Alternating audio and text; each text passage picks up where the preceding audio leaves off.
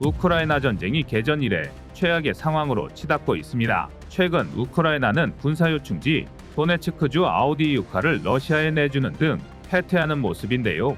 연속되는 패전의 원인으로 나토 회원국의 분열과 미국의 지원 부족 등이 꼽히고 있지만 가장 큰 이유는 포탄 등 물자 부족으로 밝혀져 논란이 되고 있습니다. 전쟁 발발 이후 EU가 우크라이나를 지원하고 각국의 무기고를 채우는 데 쓴 돈만 100조 원이 넘는 상황에서 언뜻 이해하기 힘든 일인데요. 이는 나토가 러시아가 공공의 적이란 인식은 분명히 하고 있지만 서로의 손익계산서를 통해 우크라이나 지원을 미루고 있으며 자국시장 보호라는 지역이기주의로 흘러가고 있기 때문입니다. 더구나 가뜩이나 어려운 처지에 놓인 유럽을 더욱 힘들게 하는 것은 대선을 앞둔 미국이 지원에 소극적인 태도를 보이는 것인데요. 이렇게 내후회환에 빠진 유럽을 구할 수 있는 유일한 방법이 대한민국이란 주장이 나토 내에서 나와 화제가 되고 있습니다. 그래서 준비했습니다. 오늘은 우크라이나 전쟁으로 바뀐 세계 방산 시장의 판도와 함께 나토가 직접 한국 방산을 부르는 이유,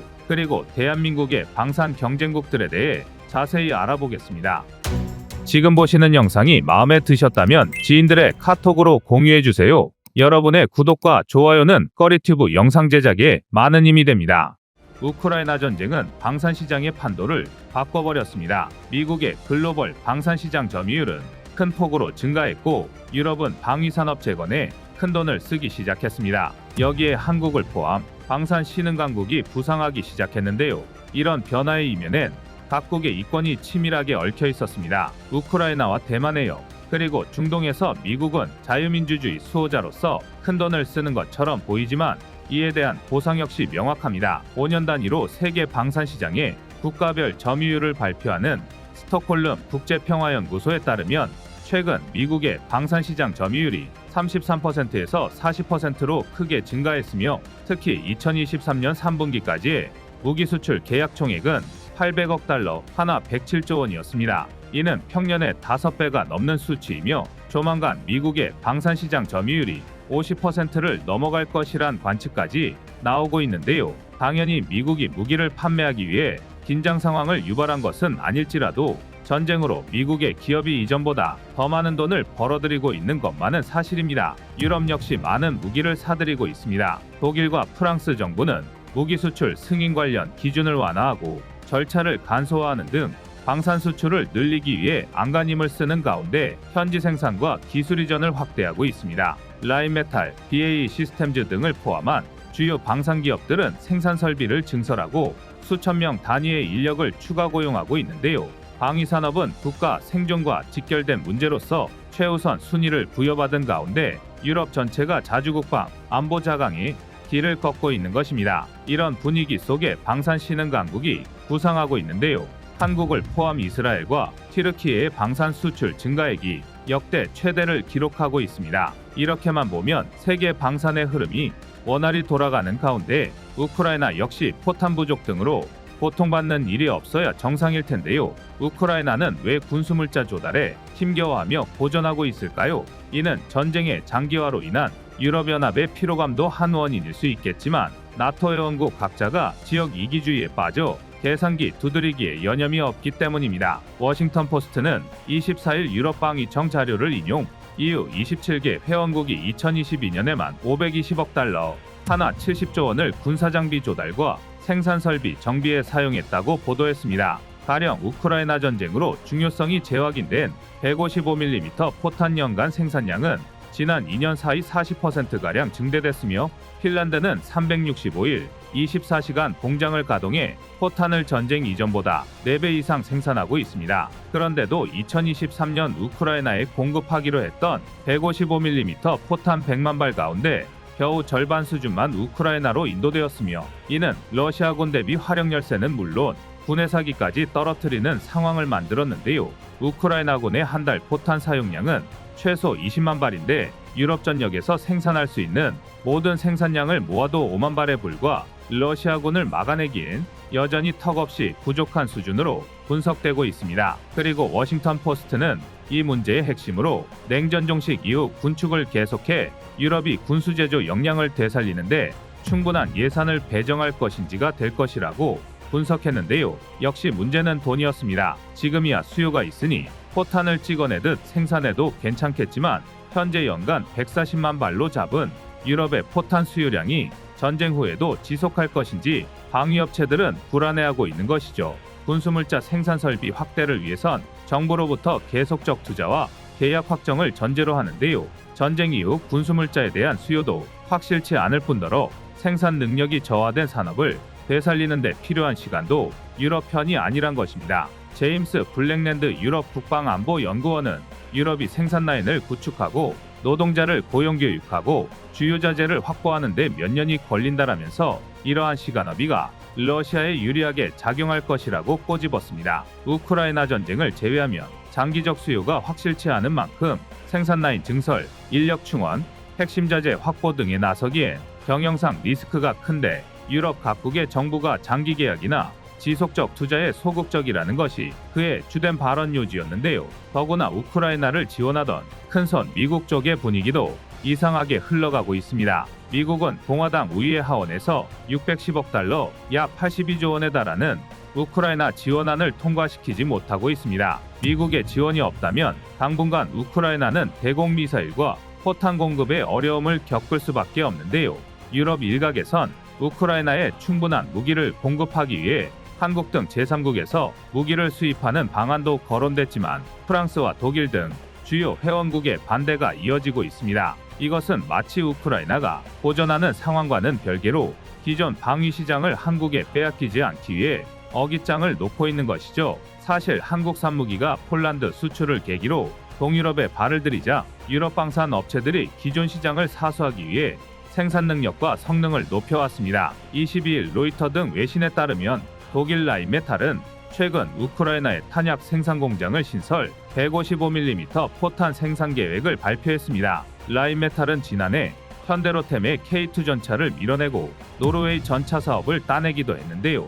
당시 K2 전차는 현지 평가 점수가 더 우세했지만 노르웨이는 같은 북대서양조약기구 소속 국가인 독일의 손을 들어줬습니다. 더구나 라인메탈은 2024년부터 우크라이나에서 푹스 장갑차와 링스 보병 전투 차량 등도 생산하겠다고 밝힌 상태입니다. 지난해 헝가리에 링스 생산 공장을 준공한 라인메탈은 하나에어로스페이스의 레드백 장갑차를 견제하기 위해 대규모 투자를 단행했는데요. 이런 유럽의 움직임은 대한민국엔 대단히 불리한 상황입니다. 만약 우크라이나 전쟁이 끝나고 글로벌 방산 수요가 줄어들면 유럽에서 생산된 포탄과 장갑차는 다시 제3세계로 흘러들어 대한민국의 방산 제품과 경쟁하게 될 것이고 유럽 진출을 타진하던 국내 방산 기업들은 반대로 유럽 기업의 역습을 맞게 될 것입니다. 이에 국내 방산업계 관계자는 한국이 폴란드에 전차와 자주포 등을 대량 수출한 것은 당시 유럽 국가의 생산 능력이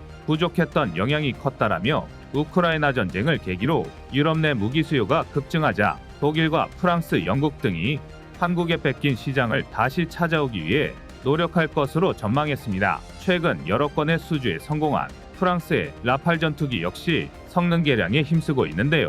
라팔은 향후 같은 4.5세대 전투기로 분류되는 한국의 KF-21과 세계 곳곳에서 경쟁할 기종으로 평가되고 있죠. 라팔은 지난 2000년 이후 프랑스군의 주력 전투기로 사용됐지만 성능과 가격 문제로 미국 전투기에 밀려 수주전에서 일단 고배를 마셨는데요.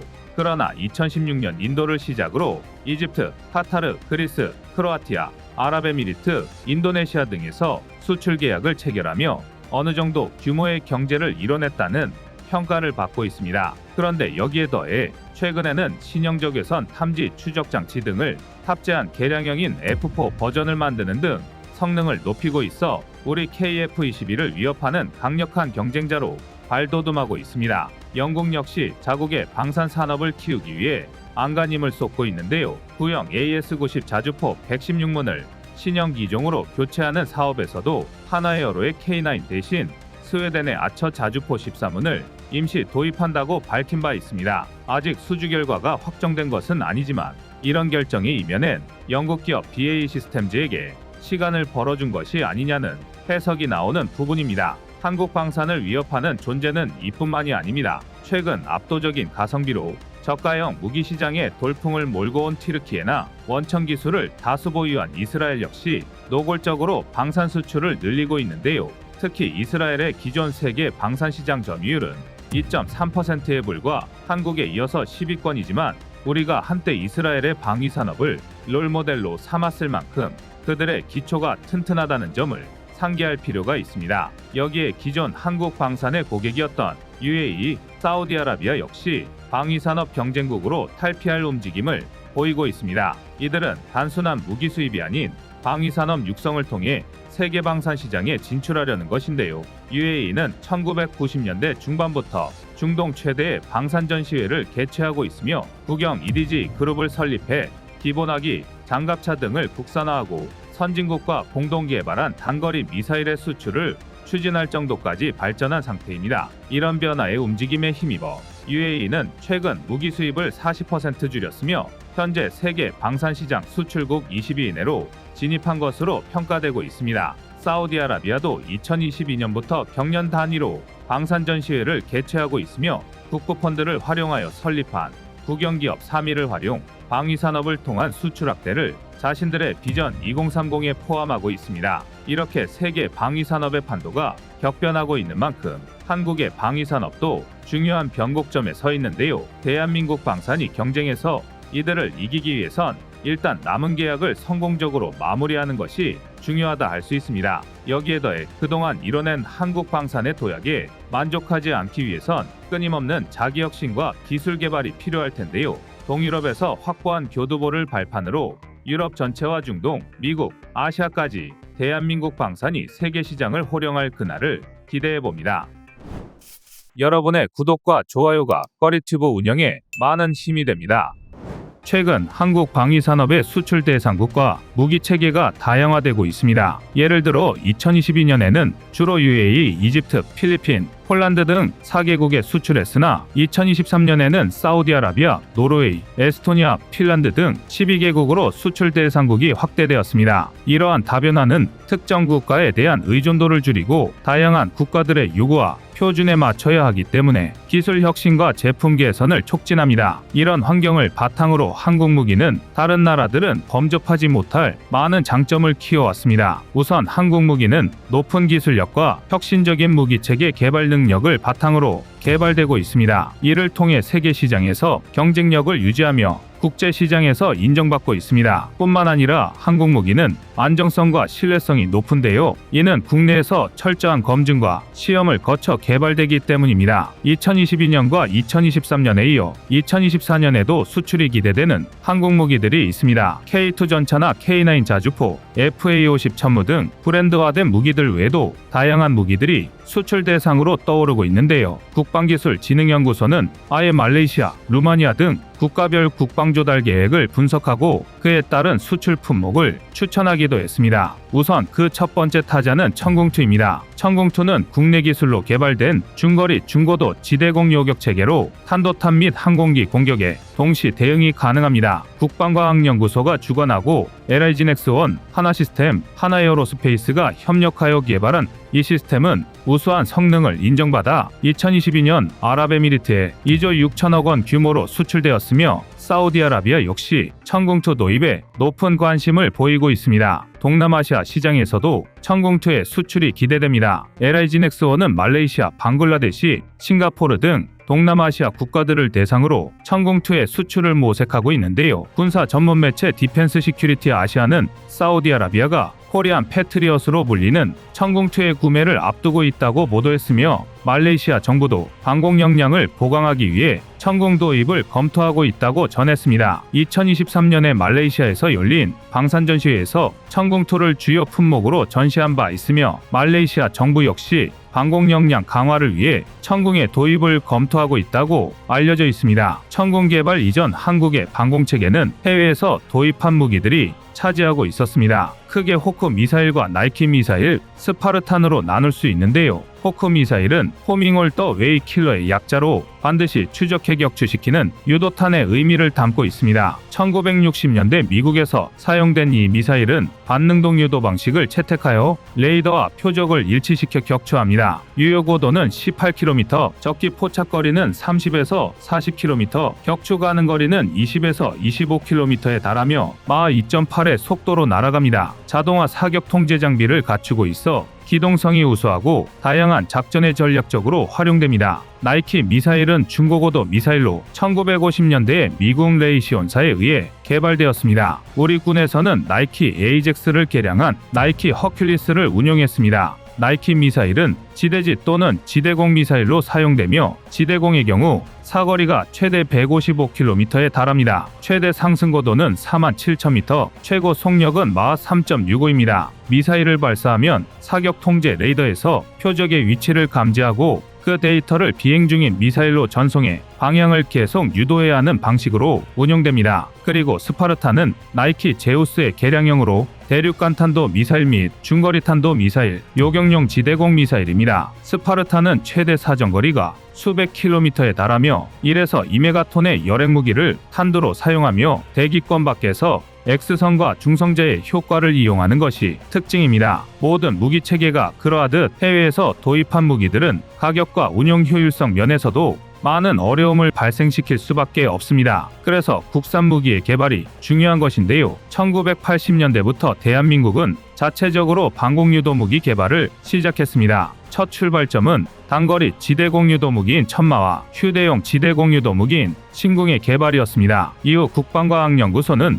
천마와 신궁 개발의 성공을 바탕으로 2000년부터 중거리 지대공 유도 무기 천궁 개발에 착수했습니다. 천궁은 하늘이 내린 무기라는 의미를 담고 있으며 요격 고도가 40에서 150km인 고고도 미사일 방어 체계보다는 낮지만 한국형 미사일 방어 체계의 중요한 수단으로 한국형 사드로 불리기도 합니다. 또한 순수한 국내 기술로 개발된 중거리 지대공 유도 미사일로 우리 기술진이 11년의 연구 끝에 개발에 성공한 무기체계입니다. 기존에 한국이 도입해서 운용하던 호크 미사일과 비교해 높은 대전자전 능력, 빠른 미사일 속도, 정확한 명중률 등을 갖추고 있으며 하나의 레이더로 여러 표적을 동시에 공격할 수 있습니다. 그리고 작전 준비 시간이 짧고 적은 인원으로도 운용이 가능합니다. 그리고 이 덕에 나이키와 호크 미사일을 퇴역시킬 수 있었는데요. 천궁에 발사되는 모든 방향으로 발사가 가능하도록 수직 발사 방식을 채택하고 있으며 발사된 미사일은 레이더가 제공한 정보를 바탕으로 예상 요격 지점을 향해 관성항법으로 날아갑니다. 미사일은 비행 중 공기 마찰로 인해 표면이 급속히 가열되며 적기에 근접하면 탐색기가 작동하여 적기를 포착하고 추적합니다. 천궁에는 탄도 무게를 줄이면서도 위력은 높인 지향성 탄두를 탑재하고 있으며 최대 사거리는 40km로 주로 15km 안팎의 고도로 비행하는 적 항공기를 요격하는 데 사용됩니다. 또 다른 미사일 신궁은 유럽을 정조준하여 날아가고 있습니다. 루마니아가 한국의 휴대용 지대공 유도 무기인 신궁 54기를 도입하기로 결정한 것이 확인된 것입니다. 2023년 12월 14일 루마니아 정부는 수도 부쿠레슈티에 위치한 루마니아 국방부에서 LIG넥스1과 9천만 달러 규모의 계약을 체결했습니다. 신궁은 저고도로 침투하는 적 항공기와 소형 헬기를 격추하는 데 적합한 무기체계로 주로 야전군 부대와 군사시설의 대공방어 임무에 사용됩니다. 최대 사거리는 7km에 달하며 무게는 15kg으로 휴대가 용이합니다. 신궁은 발사대 피하식별기, 주야간 조준기로 구성되어 있으며 2인 1조로 운용됩니다. 또한 신궁에는 직접 요격 능력뿐만 아니라 근접 신관이 장착되어 있어 목표물이 반경 1.5m 이내로 접근하면 자동으로 폭발하여 파편으로 목표물을 격추할 수 있습니다. 루마니아 정부와 LIG넥스1 간의 신궁 수출 계약식에는 우리 방위사업청 관계자들도 참석하여 현지에서 루마니아 경제차관 및 병기총국장 등 고위급 인사들을 만나 국산 K9 자주포의 수출 사업에 대해 논의하기도 했습니다. 루마니아가 신궁 미사일 시스템을 수입하려는 이유는 러시아, 우크라이나 전쟁 이후에 국방 예산 확대 및 군 현대화 추진과 관련이 있습니다. 루마니아 정부는 전쟁 이후 국방 예산을 국내 총생산 대비 현행 2%에서 2.5%까지 확대할 계획이며 이를 통해 2032년까지 주요 무기 체계 획득 규모를 399억 달러로 설정하고 있습니다. 이러한 국방 예산의 증가와 함께 군 현대화를 위해 천궁과 같은 고성능 방어 시스템의 도입을 모색하고 있는 것으로 보입니다. 권총, 기관총, 소총 등 총기류를 목적에 따라 구분해 사용하는 개념처럼 방공작전 역시 거리별, 고도별 중첩방어 개념으로 운용하는 것이 일반적인 방식입니다. 대공방어의 가장 중요한 포인트는 방어 자산을 가동해 적 비행체를 원거리에서 요격하여 사전에 적의 도발을 격파하는 것입니다. 네 가지의 단계로 나누어 살펴보면 장거리 지상대공 유도무기가 적기를 감지하고 추적하여 우리 지역으로 침입하기 전 가장 먼 거리에서 파괴하는 것이 우선시됩니다. 그러나 장거리 지상대공 유도무기의 방어 영역을 통과한 적군의 공격무기들은 주요 군사시설, 부대 및 국가 자산을 노리는 것이 일반적입니다. 그래서 대공방어는 중거리 지상대공 유도무기, 단거리 지상대공 유도무기 및 휴대용 지상대공유도무기와 단계적으로 진행됩니다. 우리 군의 모든 방공부대는 처음 발사로 반드시 격추시켜야 한다는 신념의 초탄 필출을 신념으로 여기고 있는데요. 이런 신념은 국산 무기체계 개발로 이어졌습니다. 먼저 백곰을 거쳐 해룡, 현무, 천마에 이어 개발된 것이 바로 휴대용 단거리 지대공 유도무기인 신궁입니다. 루마니아를 시작으로 수출 포문을 연 신궁은 앞으로도 세계 무기 시장에서 많은 관심을 받을 것으로 예상됩니다. 이게 다가 아닙니다. 공대지 미사일 청검도 이집트 수출을 기다리고 있습니다. 청검은